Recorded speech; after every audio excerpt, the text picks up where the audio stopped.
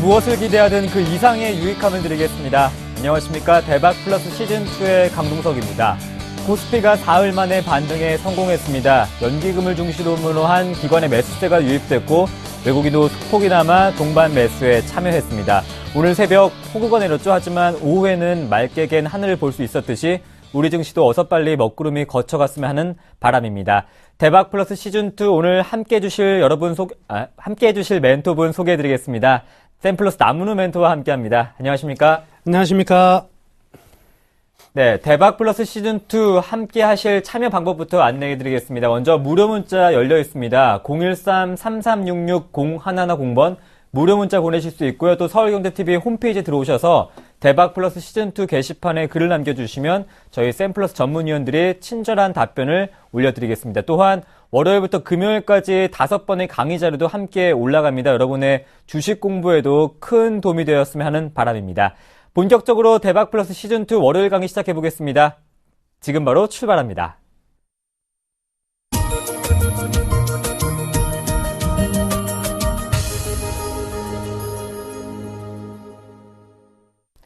네, 연기금을 중심으로 한 기관의 매수세가 유입됐고 또 중국발 호재가 있었습니다. 중국 정부의 대출금리 자율화, 오늘 시장 정리와 함께 간단한 시장 키워드도 한번 짚어볼까요? 예, 우선 오늘 시장 상당히 좀 재밌는 흐름이었는데요. 오늘 장 초반 10시 반까지는요, 이 시장이 어떻게 돌아가는지 전혀 예측을 할 수가 없습니다. 최근에 우리나라 그 주식 시장이요, 9시 개장이 아니라 10시 반 개장이다. 이렇게 표현할 수도 있겠는데요.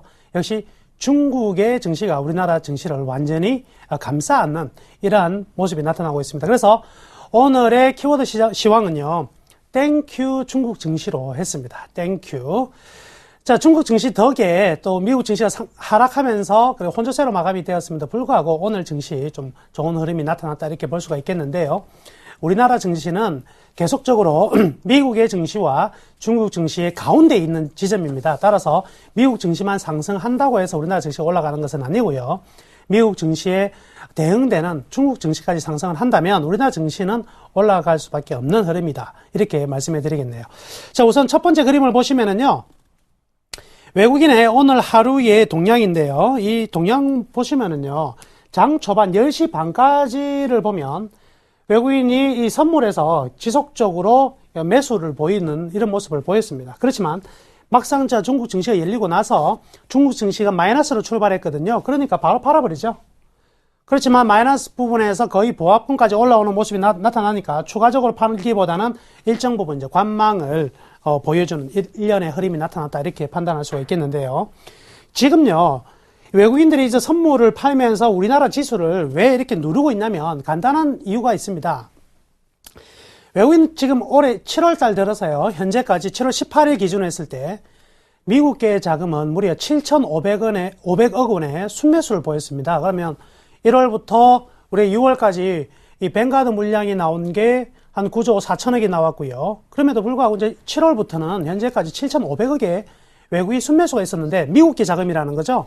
미국계 자금이라는 것은 중장기 가치 투자를 기본으로 하거든요. 그러면 나머지 7월달 들어서 1조 이상을 순매도한 집단은 누구냐? 유럽계 자금입니다. 유럽계 자금의 헤지 펀드가 공매도를 삼성전자를 비롯해서 IT 종목군들에 많이 했거든요. 그러니까 이들 헤지 펀드의 자금들은요, 증시가 빨리 반등이 나타나면은 수익을 많이 낼 수가 없죠. 그렇기 때문에 계속 좀 누르는, 장세를 좀 누르는 이런 흐름들이 나타나고 있습니다. 선물에서는 눌러주고요. 반면 현물에서는 조금씩 사들어가고 있는 모습이 나타나고 있습니다. 그래서 우리나라 시장 쉽게 밀리지 않는 시장입니다. 예, 쉽게 밀리지 않는 시장이니 걱정하지 마시고요. 자, 여튼 우리나라 시장의 상승 견인을 할 수 있는 가장 큰 모멘텀은요, 이 중국 증시인데요. 계속 말씀해 드렸지만 중국 증시가 1950포인트를 하회하지 않습니다. 그래서 1950포인트는 지난 정권의 최저점이자 2008년 금융위기 때 순간적으로 도래한 지점이거든요. 그 지점이 신정권의 출범 이후에 바로 들어왔다. 이 말이 안 되겠죠. 예, 그래서 이 중국 증시는 1950포인트 근방에만 오면은 이 심리적인 안정감을 위한 이런 코멘트가 나올 수밖에 없어요. 지금도 대출금리나 부분이라든지 자율화 이런 부분들 왜 나오냐면 이런 1950포인트는 자기네들 입장에서도 지금 방어를 해야 되는 의미가 있거든요. 그래서 저평가 국면이기도 하고요. 그래서 이 중국 증시 또한 가격 메리트가 굉장히 부각이 되어 있는 부분이기 때문에 현재로서는요, 굉장히 좀 탄력적인 흐름을 기대해 볼 수가 있다. 이 속에서 우리나라 증시도요, 지속적으로 상승이 나타나고 있긴 한데, 문제는요, 종합적인 상승이 나타나는 것이 아니라 선별적인 상승이 나타난다는 거죠. 그래서 특정 부분 순환매가 계속되고 있다. 이렇게 판단하셔야 됩니다. 즉, 가격적으로 가장 매력 있는 구간에 들어와 있고, 조정을 잘 받은 종목 위주로 상승한다. 오늘 같은 경우는 대표적으로 조선주 굉장히 많이 상승했습니다. 그죠? 성과가 상승했고, 그리고 수주가 본격적으로 많이 일어나는 시점에 지금 도래를 했기 때문에, 또 하나, 취득세 면제에 따른 이 건설주도 오늘 급등을 하는 모습이 나타났었고요. 이런 부분들은요, 지금 지난주 같은 경우에는 이 2차 전지 테마들이 상승을 했고, 또 태양광들이 상승을 했고, 계속 일정 부분에 시장이 전체를 끌어당기는 것이 아니라 일정 부분을 타겟으로 해서 그 부분만 올려가거든요. 그렇다는 것은 즉 시장의 한정된 자금 내에서 저가 메리트가 부각되어 있는 부분들의 순환매가 이루어지고 있다. 이렇게 보시면 되겠습니다. 그러면 아직까지 순환매가 안 들어온 업종이 있네요. 무슨 업종일까요? 전기전자 업종이 아직까지 순환매가 들어오지 않았다 이렇게 보시면 되겠죠. 삼성전자나 SK하이닉스 그리고 LG전자 등의 종목들이 순환매가 안 들어왔는데 왜 순환매가 오늘 같은 날 지수는 상승하는데 이 전기전자 쪽을 움직이지 못했을까? 가장 큰 내용은요. 이번 주가 바로 실적 시즌이기 때문에 그렇습니다. 그래서 불확실성이 제거되는 시점부터 본격적으로 상승을 하든지 아니면 이제부터 한 단계 더 떨어지든지 이러한 모습이 나타날 가능성이 크거든요. 그래서 철저히 관망 속에서 하루를 보낸 흐름이다. 이렇게 볼 수가 있겠네요. 그래서 지금은 코스피 같은 경우도 이제 2분기 실적이 가장 관심적으로 좀 더 보고 있기 때문에 코스피는 전부 다 2분기 실적을 기점으로 하나의 변화가 나타날 것인데요. 중요한 게 있습니다. 과거에는 우리가 주가가 상승하다가 2분기 실적이 좋게 나타나면 뉴스에 팔아라 해서 팔아야 됐거든요. 안 팔면 떨어졌잖아요. 지금은요, 다릅니다. 지금은요, 뉴스가 나오고 나서 사셔야 돼요. 뉴스가 나온 후부터 더 간다. 왜 그러냐면, 기대치가 많이 컸을 때는 이미 그 기대치 때문에 주가가 올라갔고요. 그 기대치에 대응하는 실적이 나오면, 이제는 팔 수가 있는 상황인데, 지금은 어떤 상황입니까? 계속해서 2, 4분기 실적 추정치를 낮춰갔다는 거죠. 그래서 굉장히 지금 안 좋게 보고 있는 상황이거든요. 거기에 따라서 주가가 이미 그만큼 떨어져 있는 상황이죠. 그런데 실질적으로 그 안 좋은 주가보다 조금만 좋게 나오더라도요. 아, 최악은 아니구나라는 내용과 함께 불확실성이 제거된다 이렇게 보셔야 돼요.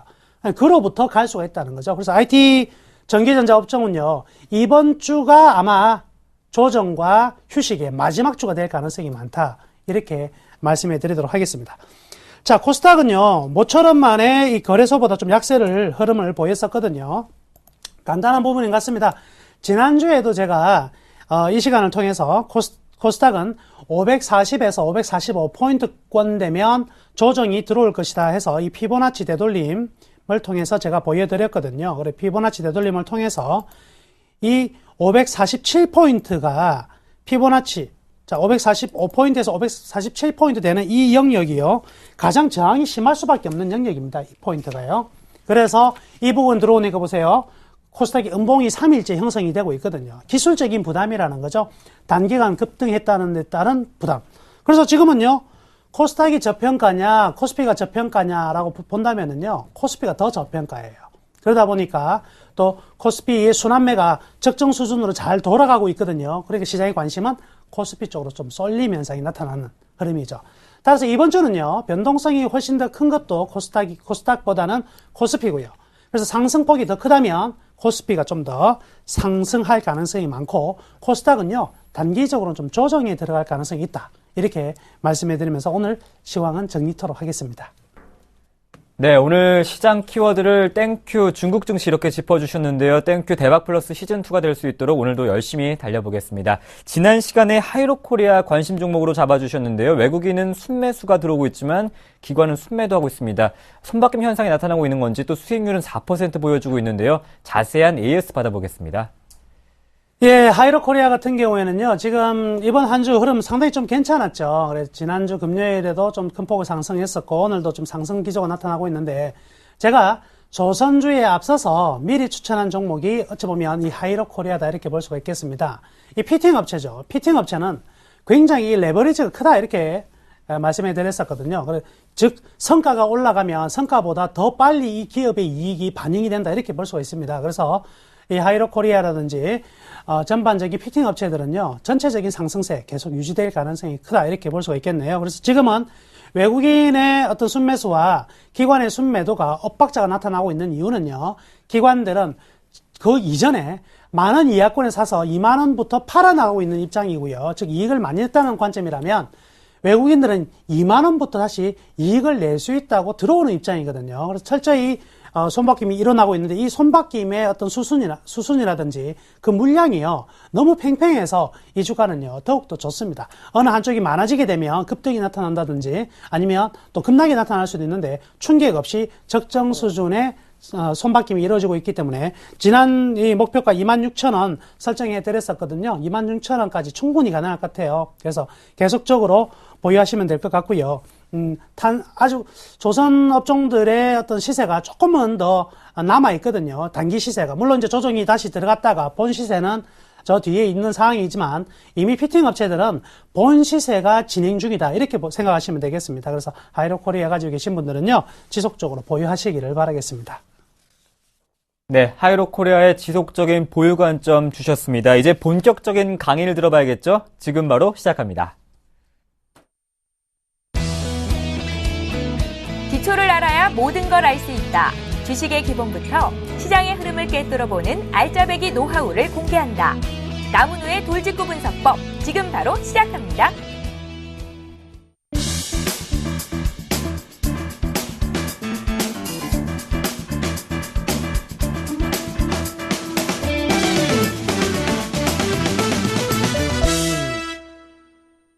남은우 멘토와 함께하는 이번 시간의 프로그램 말미에는 관심 종목도 공개하신다고 하니까 여러분의 많은 관심 부탁드리고요. 채널 고정하시길 바라겠습니다. 그럼 본격적으로 오늘 강의 들어보겠습니다. 예, 지금 우리가 제일 중요한 그 투자의 어떤 그 기법 중에서는요, 이 산업 분석이 가장 중요합니다. 그래서 우리가 산업이면 하나의 업종이 될 수도 있고요, 또 하나 테마도 될 수 있는데요. 어느 것을 고를 것인가? 우리가 지난 우리 첫 시간을 기억해 보시면은요, 경기가 좋을 때 투자를 해야지 수익을 달성시킬 가능성이 좀 크다 이렇게 말씀해 드렸었죠. 마찬가지입니다. 그러면 어느 산업, 어느 업종, 그리고 어느 테마에 투자를 해야 될 것인가? 굉장히 중요한 부분이죠. 그러면 그 테마가 과연 지속될 수 있느냐, 아니면 지속될 수 없느냐에 따라서 잘 판단을 해야 될 것 같고요. 지난 두 차례에 걸쳐서 삼성전자의 어떤 그 영업이익률의 흐름이라든지 스마트폰 시장에 대한 흐름들 이렇게 짚어드렸었는데 그 부분들에 대한 그대로 하나의 좀 상세한 부분이 되겠습니다. 굉장히 쉬운 내용이고요. 그렇지만 여러분들이 반드시 이 내용을 가져가셔야 돼요. 그래서 여러분들이 보유하고 있는 종목들이 과연 이 회사의 제품은 지금 어떤 단계에 가고 있나 이런 걸 잘 판단하신다면 투자 수익률을 좀 극대화할 수 있다 이렇게 볼 수가 있겠습니다. 종목은요, 기업의 이익은 굉장히 빠른 속도로 변할 수가 있습니다. 그래서 1분기 때 실적은 굉장히 좋았지만 2분기에는 좀 안 좋아질 수 있어요. 그리고 3분기에 다시 좋아질 수 있는데요, 업황이나 산업과 이런 테마들은요, 쉽게 그렇지가 않습니다. 그래서 지금 뭐 신정부가 지금 내세우는 여러 가지 테마나 이런 정책들이 1, 4분기만 적용이 되는 것이 아니라 신정부 5년 동안 계속될 것이란 말이죠. 그래서 그게 영향을 받는 기업들의 어떤 실적은 좋아질 가능성이 훨씬 더 클 것이고요. 여기에 대한 이야기가 오늘 진행될 겁니다. 그리고 또 이제 관심 있게 가져야 될 종목 또한 후반부에 또 추천하도록 하겠습니다. 오늘 강의 굉장히 중요한 부분이니까요, 꼭 귀담아 들으시기를 바라겠습니다. 자, 오늘 첫 번째 내용인데요, 산업 분석에 대한 내용입니다. 어느 산업이 중요하느냐, 뭐 쉽게 그냥 듣고 넘어가셔도 될 것 같습니다. 어려운 부분 아니니까요. 자, 우리가 어떤 산업에 속한 어떤 기업이 있는데요, 이 기업이라는 게 결국 첫 번째 나올 수 있는 이야기가 진입장벽이 높지 않느냐가 굉장히 중요한 부분입니다. 우리가 첫 번째 목표는 좋은 산업이라는 것은 어떤 것이냐, 이걸 이야기를 하는 것이거든요. 첫 번째는요, 좋은 산업 쪽에 속해 있는 기업은 어떤 기업이냐. 첫 번째, 잠재적으로 진출하기가 어려운, 즉 진입장벽이 굉장히 높은 업종이 좋은 업종이다 이렇게 볼 수가 있겠죠. 예를 들어서 이 스마트폰 산업이라든지 반도체 산업이라든지 이 자동차 산업이 누구나 할 수 있는 건 아니거든요. 돈 뭐 조금 있다고 나 자동차 한번 해볼래? 안 되죠. 누구나 할 수 있는 부분은 아닙니다. 굉장히 진입장벽이 높은 산업이죠. 이런 진입장벽이 높은 산업일수록 이미 들어가 있는 업종은 굉장히 좋다는 거죠. 경쟁자가 많이 생기지 않는다. 그런데 이제 일반적으로 뭐 우리가 생각해 보면 도소매 같은 경우는 경쟁자가 굉장히 많을 거라고요. 이런 부분에 대해서는 또 분명히 좋지 않다. 자, 그래서 제일 좋은 산업 중에 첫 번째 내용은요, 진입장벽이 굉장히 높아야 됩니다. 아무나 이 일을 할 수 없는 거. 방위산업체 역시 마찬가지겠죠. 방송 마찬가지입니다. 이런 부분들이 첫 번째 요건이 될 것이고요. 또 하나는 그 산업 내에서 경쟁이 확실히 자기가 어느 정도의 시장을 점유를 확실하게 굳건히 하고 있느냐도 굉장히 중요하겠죠. 좋은 산업이라 할지라도 거기서 자기들이 팽창할 수 없는 위치였다면 분명히 좀 힘들 것입니다. 반도체 산업이라는 게 굉장히 어때요? 진입장벽이 높은 산업임에도 불구하고 독일의 인피니온이라든지 일본의 엘피다 그리고 여타의 많은 기업들이 다 나가 떨어졌단 말이죠. 즉 진입장벽만 높다고 해서 가장 중요한 것이 아니라 그 안에서 어느 정도 위치를 차지할 수 있느냐가 굉장히 중요하다. 이렇게 볼 수가 있겠네요. 또 만약에 우리가 어떤 물건을 갖다가 납품을 받아서 생산하는 입장이다. 납품을 받아 생산하는데 우리가 물건을 사오는 우리가 구매자 입장에서 입장임에도 불구하고 요즘 유행하는 이야기 있죠. 갑을관계. 갑을관계는 나는 구매자면 갑이 돼야 되는데 을이 될 수도 있습니다. 대부분의 경우는 이제 사는 사람이 손님이 왕이기 때문에 사는 경우가 갑이겠지만 을이 될 수도 있다. 예를 들어 자그마한 컴퓨터 회사 한번 보자고요. 컴퓨터 회사가 그 안에 들어가는 부품 램을 구매를 한다. 그러면 그 컴퓨터 회사가 갑이 될 수가 있습니까? 램을 공급하는 회사는 삼성전자, 하이닉스 같은 기업이죠. 그러니까 공급자가 더 막강한 파워를 가졌다면 이 구매자, 자기가 실질적으로 갑의 입장이 되어야 되는데 갑이 되지 못하는 업종들도 존재한다. 이런 부분도 우리가 체크를 해봐야 되겠죠. 그래서 우리에게 물품 공급을 어떠한 기업이 물건을 공급받을 때 과연 내가 어느 정도 힘을 가지고 있느냐도 굉장히 중요할 것입니다. 또 반면에 우리가 물건을 파는데 최종적으로 소비자의 어떤 의견에 따라서 우리 기업의 이익이 너무 들쭉날쭉한다면 이 소비자에 대한 그 리스크가 굉장히 클 수밖에 없을 것입니다. 그렇죠? 이런 부분은 바로 구매자에 대한 교섭력이 어느 정도 되느냐에 따라서 우리 기업이 이제 리스크를 받을 수가 있겠죠. 그러면 바로 이제 좋은 산업이라는 것은 진입장벽도 높고 자기가 공급자를 전부 다 컨트롤할 수 있고 구매자도 컨트롤할 수 있고 이렇다면 기본적으로 모든 요건은 다 갖추고 있다. 이렇게 볼 수가 있습니다. 마지막 하나가 남아있는데요. 이게 바로 대체품이라는 겁니다. 자, 대표적인 거 볼게요. 이겁니다, 이거. 분필. 분필 산업을 한번 보자고요. 분필 산업 같으면 지금 뭐 문교화학이라든지 동화 이런 데서 과거에 이제 뭐 다 이렇게 분필을 장악을 했잖아요. 그러면 진입장벽도 높을 수 있고 공급자의 교섭력 자기들이 다 가지고 있으니까 그러면 다 이것만으로 영원히 번창할 줄 알았는데 지금 제가 쓰고 있는 게 뭐죠? 물백목이죠. 분필이 사라지고 백목을 쓰기 시작하더라. 그러면은 이 앞에 산업은 어떻게 사양화가 된다는 거죠. 그래서 이러한 대체품이 이거 없이도 이걸 쓸 수 있어지는 산업이 된다면 굉장히 안 좋아지게 된다. 이렇게 볼 수가 있습니다. 여기서 헷갈리시면 안 되는 게 이거 없이 이걸로 사용할 수 있다와 이게 이걸로 바뀌어 나간다는 것은 달라집니다. 그거는 좀 이따가 설명해 드릴게요. 그래서 대체 산업과 대체 품목에 대해서는 좀 이따 다시 한번 말씀해 드리겠고요. 여기서 말한 대체는 이거 없이 살 수 있다. 여기에 대한 내용이었습니다. 자, 경기 변동에 따라서 산업은 계속 이제 변하게 되죠. 그렇기 때문에 아무래도 경기 변동에 민감하게 반응하는 산업은 수익성 및 변동성이 클 수밖에 없다. 이걸 우리는 뭐라고 얘기하죠? 경기 민감주다 이렇게 얘기하죠. 경기 민감주는요, 내가 소득이 떨어지면 당장 줄이게 되는 겁니다. 소득이 떨어지면 그리고 소득이 늘어나면요 당장 또 쓰게 되는 거죠. 이 부가가치가 높은 산업입니다.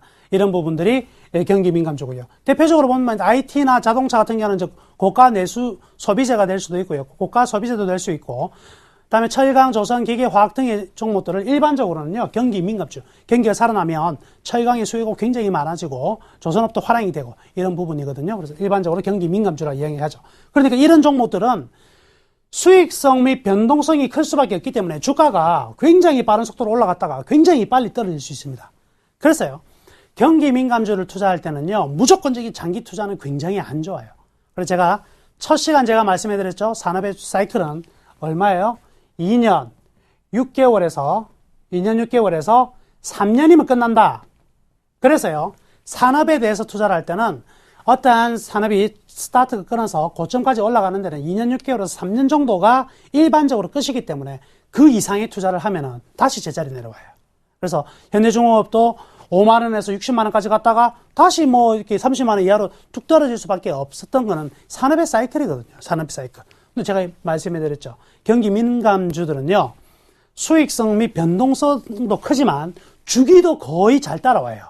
그러면 한번 볼까요? 오늘의 첫 번째 포인트 하나 말씀해 드리면, 자, 조선업종이 언제부터 화랑이었을까요? 해운업종하고요.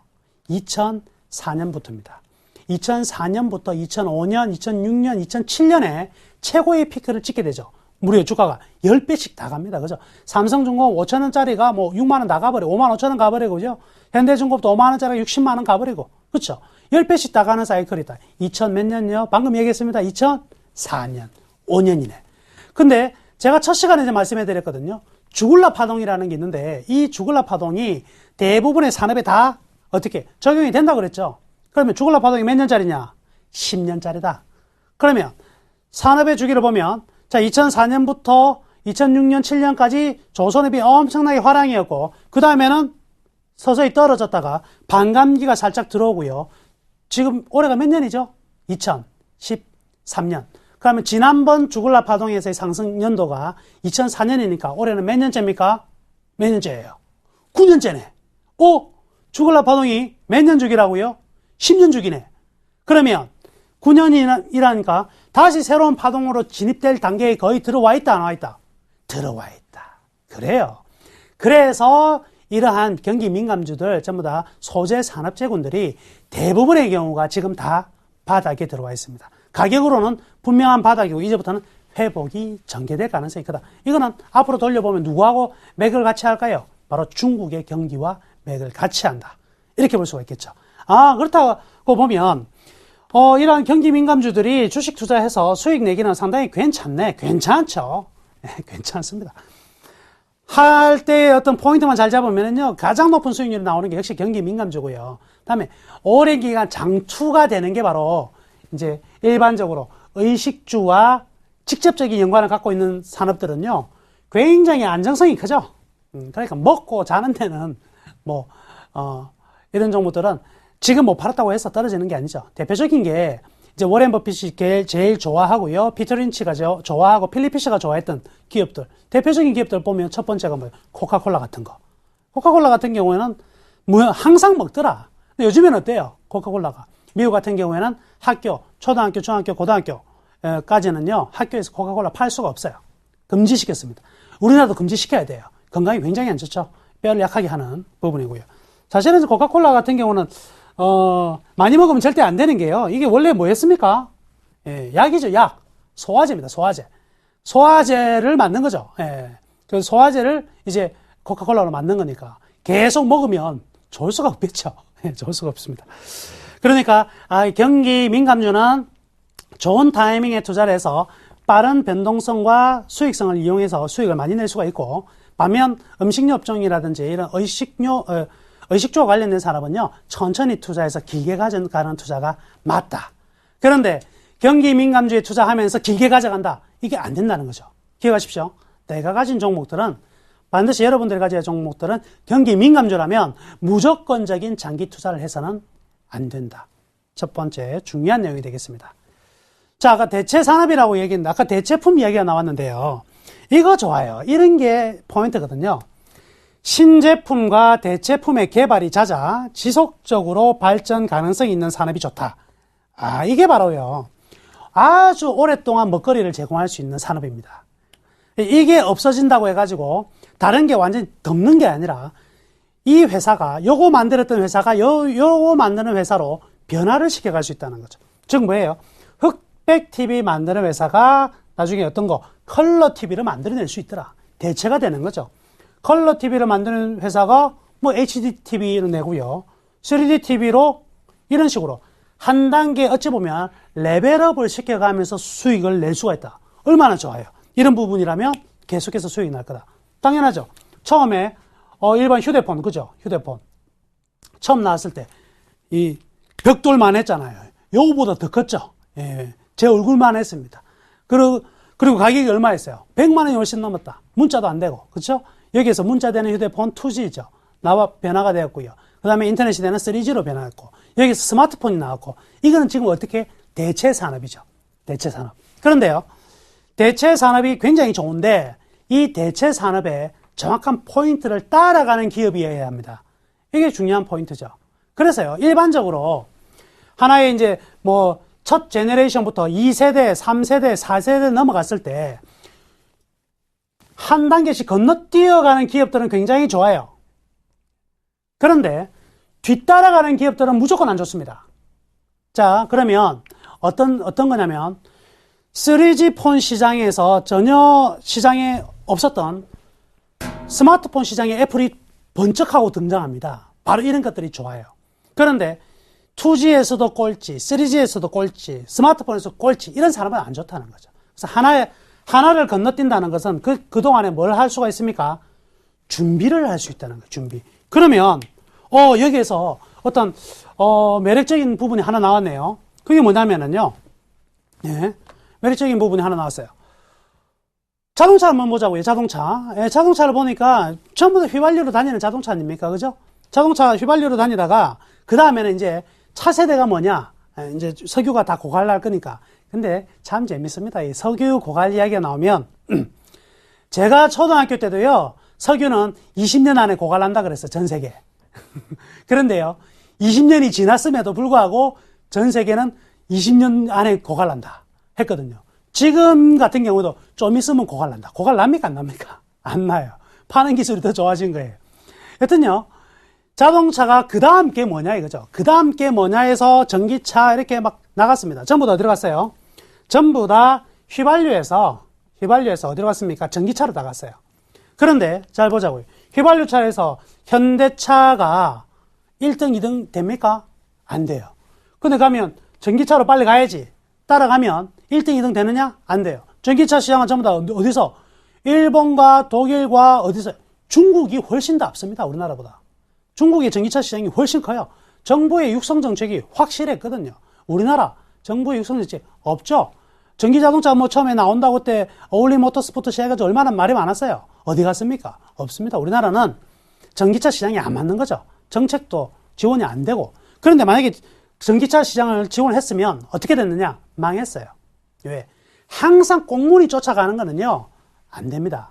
여기에서 현대차 같은 경우는 신의 한 수를 떴다 그랬죠. 제가 어떤 거예요? 수소, 연료, 전기차. 이런 식으로 한 단계 더 남들이 지금 장악을 하고 있는 부분에서 따라 들어가서는 안 되고 앞서서 한 단계 넘어가야 됩니다. 그래서 수소, 연료, 전기차로 갔는데요. 저는요, 이 수소, 연료, 전기차가 현대차가 한 신의 한 수다. 이렇게 저는 말씀을 드릴게요. 그간에 현대차가 아주 좋은 실적이 났던 것은요, 소위 말해서 운입니다. 운. 어떤 운? 도요타 사태 때문에. 도요타가 어떻게 해요? 미국에서 브레이크 결함을 나오면서 급격히 지금 이제 이번에 나왔잖아요. 조 단위로 배상하죠. 조 단위로. 네. 1조 몇천억을 배상합니다. 도요타에서. 승인 났어요. 얘들.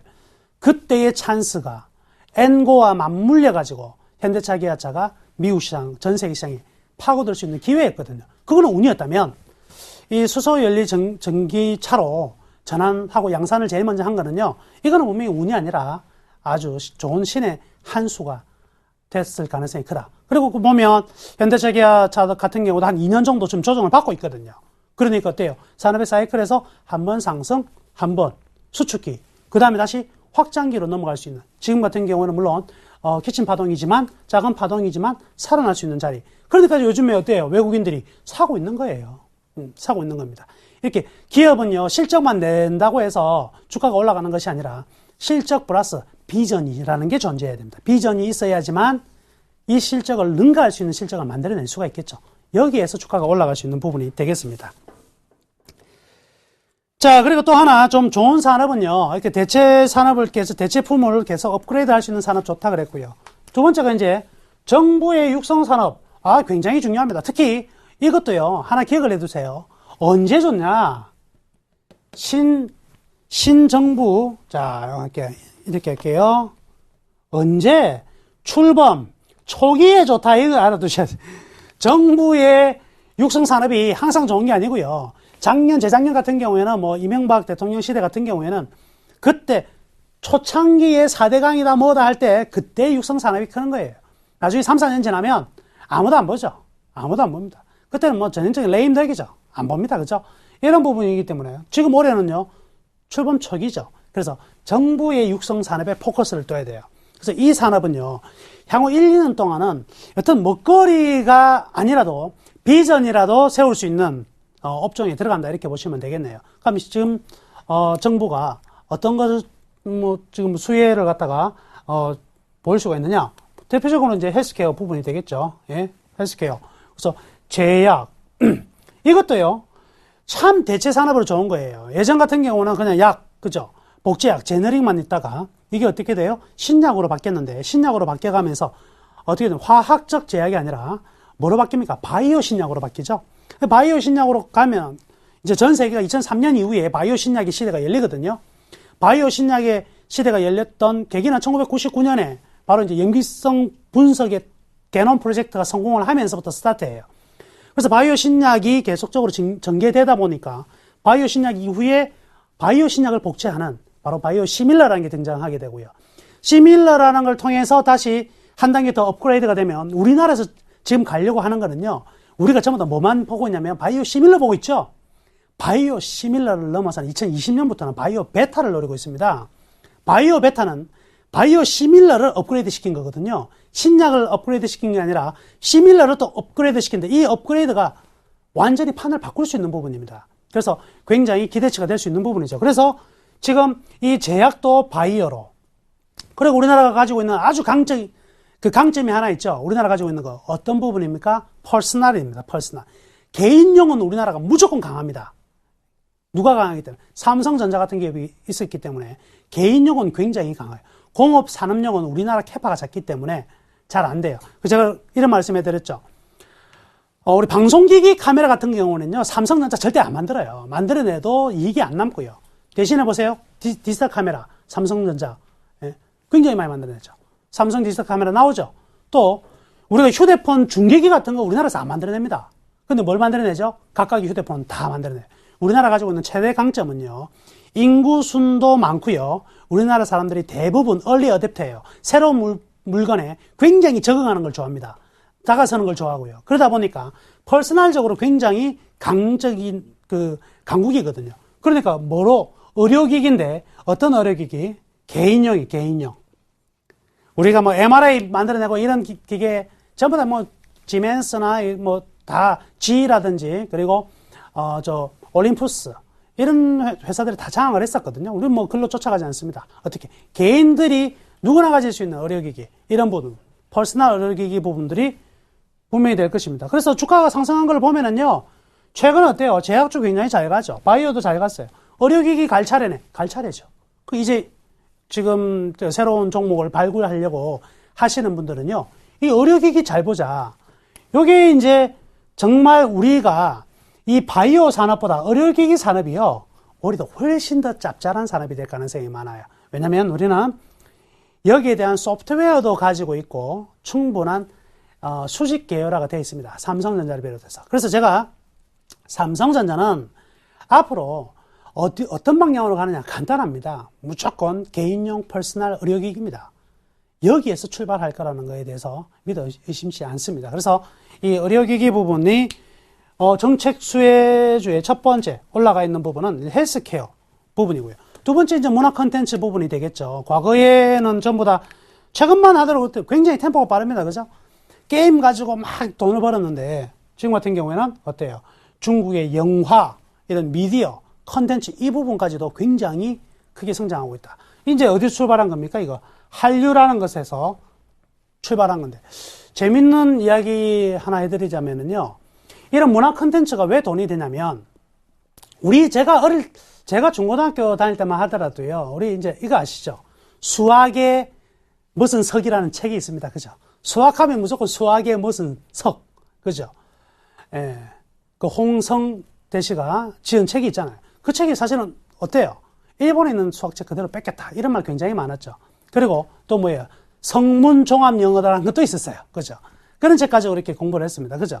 이것도 다 일본에서 가져왔는데, 요즘에 영어 공부하는 책은요, 일본에서 우리나라 책을 전부 다 번역해서 합니다. 그래서 특히나 어떤 거, 토익, 토플 관련된 책은요, 일본에서 우리나라 책 전부 다 번역해서 써요. 그런데 더 재밌는 것은, 미국에서도 토익, 토플 시험 치는데 교재를 어떤 걸 사용하느냐? 한국 사람이 만든 교재를 걔네들이 사용해요. 왜 그럴까요? 시험 치는데 똑같은 나라거든요, 우리나라가. 시험 문제가 나오면 어떤 방식으로든 다 풀어낼 수 있는 아주 막강한 나라입니다. 그러다 보니까 우리나라에는 유명한 토익 강사들도 있고 토플 강사들도 있고, 이 사람들이 책을 만들었는데 어때요? 쪽집게. 가장 짧은 시간에 가장 점수를 많이 올릴 수 있는 쪽집게 강의를 다 넣어놨어요. 그러니까요, 이것도 하나 뭐가 되죠? 컨텐츠가 되더라. 컨텐츠가.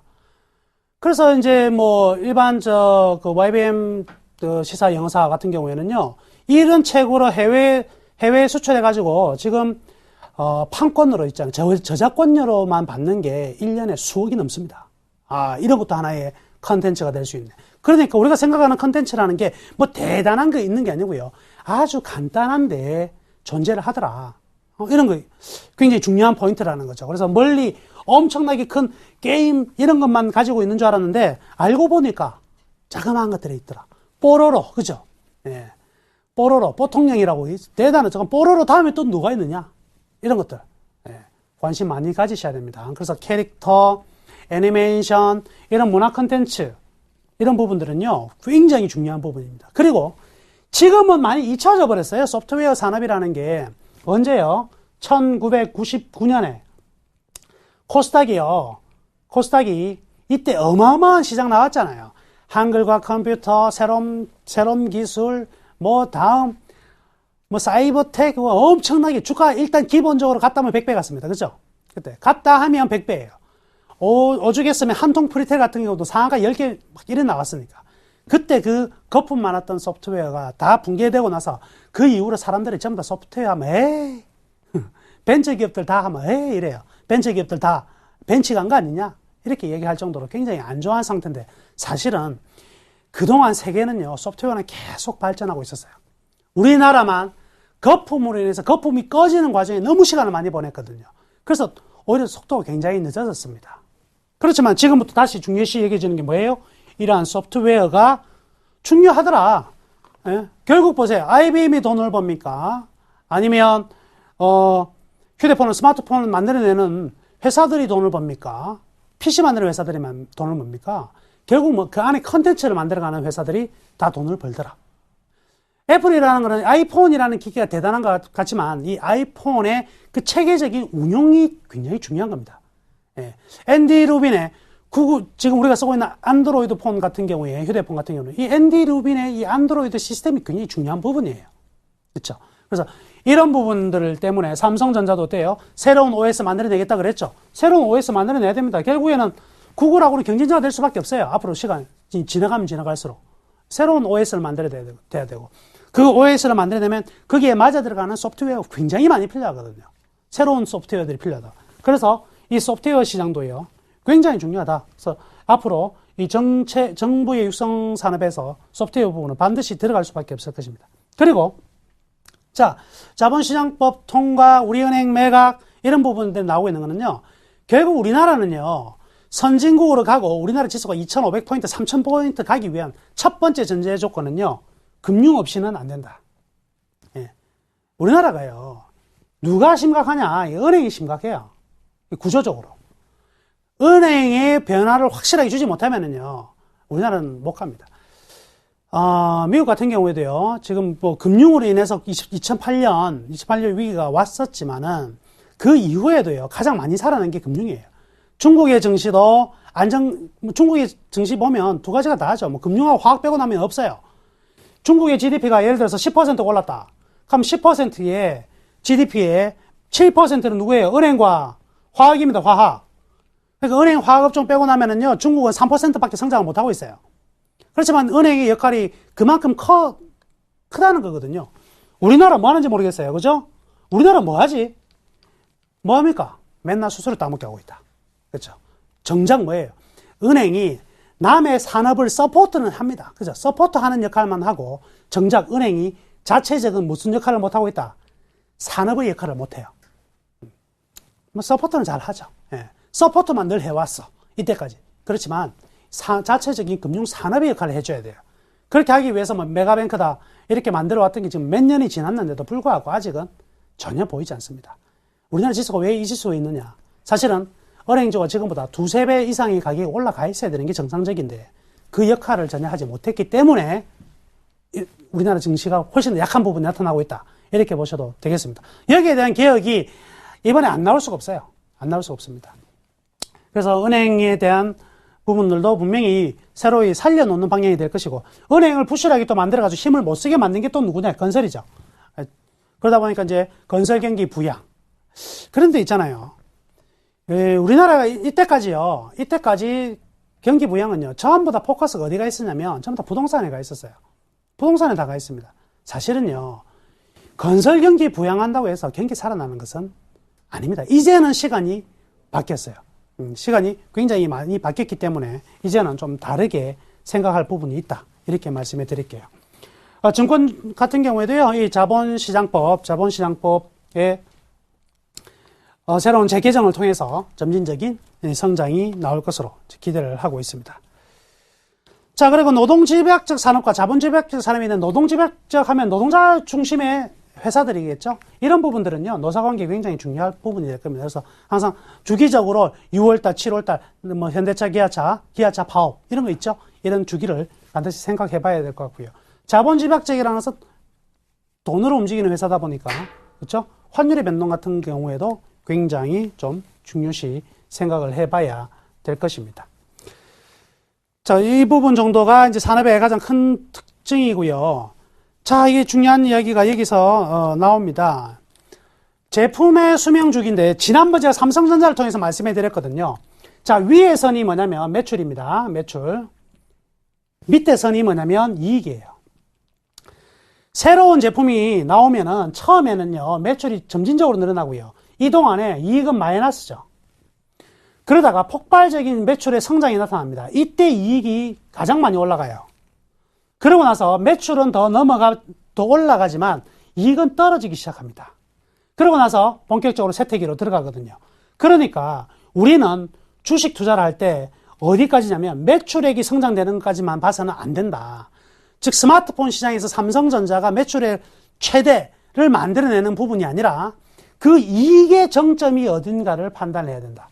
이걸 기억하십시오. 그래서요. 자, 성장기에는 성장기까지가 우리가 투자를 해야 될 대상이고 성숙기 때부터는 투자를 줄이셔 나가야 됩니다. 그럼 성장기와 성숙기 어떻게 구분할 수 있냐? 간단합니다.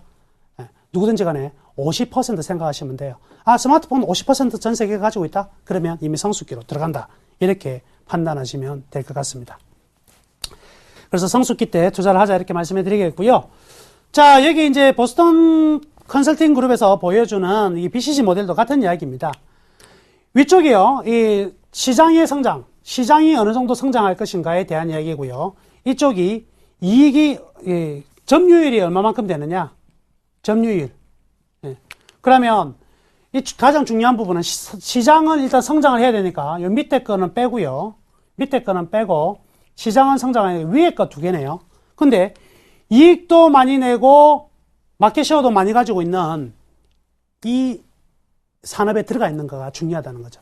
아직은 모르겠지만, 자, 그래서 이 이야기는요, 시장에서 아주 자그맣게 출발했지만 이게 시장 점유율을 올려가면서 시장이 커져야 돼요. 시장의 파이가 커지는 지점으로 진행이 되고 있는가를 잘 판단해야 된다는 겁니다. 그래서 항상 산업을 이야기를 할 때는요, 이렇게 이야기하시면 되겠네요. 전반적으로 어떻게 될지 모르는 불확실성에서 출발해서 이게 스타가 된다면 이 스타 이후에도요, 충분히 현금을 만들어냅니다. 한번 대박이 나오면 그거 가지고 현금은 계속 만들어낼 수 있어요. 그렇지만 결국 이제 현금을 만들어내는 게 끝나고 나면 본격적으로 쇠퇴한다. 그래서요, 여기 이 포인트는요, 주식 투자는 여기까지다. 주식에서 이 라이징 스타에서 캐시카우로 넘어갈 때 사실은 매도를 해주는 게 가장 좋은 타이밍이다. 이걸 이야기를 하려고 하는데요. 여기서 이 내용만 우선 보시고 다음번에는 이 내용에 대해 충분히 조금 더 살펴보도록 하겠습니다. 그래서 예를 들어서 이렇게 설명해 드리도록 할 것인데요. 자, 이렇게 이제 강의는 정리하겠고요. 오늘의 관심 종목을 말씀해 드리겠습니다. 자, 관심 종목은요, 대림산업입니다. 대림산업. 건설주에서도 이제 들고 나왔는데요. 이 대림산업 같은 경우에는 일단 확실한 거는 2, 4분기 실적에서요, 건설주에서 탑이다. 네. 2, 4분기 실적 발표됐을 때 건설주 중에서는 이 대림산업이 가장 매력적인 어닝을 보여줄 것이다가 첫 번째 이유입니다. 일단은요, 중동발, 우리나라 건설 회사들은 전부 다 국내 시장이 안 좋으니까 전부 다 중동에 의지하고 있는데, 대림산업 같은 경우에는요, 이 글로벌 그 수주 영역을 굉장히 다각화를 시켰습니다. 이 부분이 굉장히 매력이 있어요. 중동의 리스크가 한쪽으로 쏠려 있다면 위기가 되지만 다각화되어 있기 때문에 이런 부분에서는 뭐 거의 문제가 없을 것으로 판단이 되고요. 또 하나가 지금 이제 건설 침체다 보니까 우리나라 대부분의 이제 경쟁사들이 전부 다 해외에 적극적으로 잘 진출을, 공격적인 어떤 그 수주를 위한 행동을 잘 하고 있지 않습니다. 그런데요, 대림산업은 굉장히 공격적입니다. 이러한 공격적으로 갈 수 있는 이유가 역시 글로벌 시장에서 굉장히 좀 특수한 부분에 대해서 좀 전문화가 되어 있고요. 그리고 공격적으로 해도 다각화가 되어 있으니까 여기서 실패하더라도 여기서 성공한다면 이익을 낼 수 있는 구조가 되어 있거든요. 이런 부분이 아마 대림산업의 지금 적극적이고 차별화된 어떤 그 수주를 공략하고 있는 이유가 될 것으로 이렇게 보여지고요. 하여튼 2분기에도요, 매출은 2조 5천억 정도 나올 것으로 이제 판단이 됩니다. 그리고 영업이익 같은 경우에도 1,000억 원 이상 충분히 기대된다고 할 수가 있겠네요. 그래서 이 대림산업의 경우에는요, 자, 기술적으로 잡아드리면은요, 가격을 뭐 너무 낮게 잡으실 필요는 없습니다. 현재 가격도 충분히 낮은 가격이니까요, 83,200원이면 83,000원 근처에서 충분히 매수하시면 될 것 같고요. 그러면 매도 가격은요, 전고점이 위치한 부분 정도가 되겠네요. 전고점에 진입 때는 한 92,000~93,000원 정도 잡으시면 되겠습니다. 만약에 또 뭐 수급이 순간적으로 붕괴된다든지 한다면 가격이 이제 한 77,000원대로 떨어질 수 있을 때는 만약에 손절매를 고려하시고요. 그 이외에는 계속적으로 보유하셔도 될 것 같습니다. 모쪼록 좋은 투자가 되어서 수익 많이 내시기를 기원하겠습니다. 네, 대림산업까지 관심 종목으로 살펴봤습니다. 오늘 대박플러스 시즌2 함께 해주신 분은 샘플러스 남은우 멘토였습니다. 고맙습니다. 네, 오늘 출연한 남은우 멘토의 무료 방송이 화요일 오전 8시 30분부터 오후 3시 30분까지 진행된다고 합니다. 하반기 장세를 파헤치고 투자 전략을 세울 수 있는 비법까지 알려주신다고 하니까 여러분의 많은 관심 부탁드리겠습니다. 또한 월요일부터 목요일까지 오후 11시 30분부터 12시 30분까지 샘플러스 전문가들의 무료 방송도 진행됩니다. 여러분의 많은 관심 부탁드리겠습니다. 대박 플러스 시즌2였습니다. 밤사이 BP 없으시길 바라겠습니다. 편안한 밤 보내십시오. 시청해주신 여러분 고맙습니다.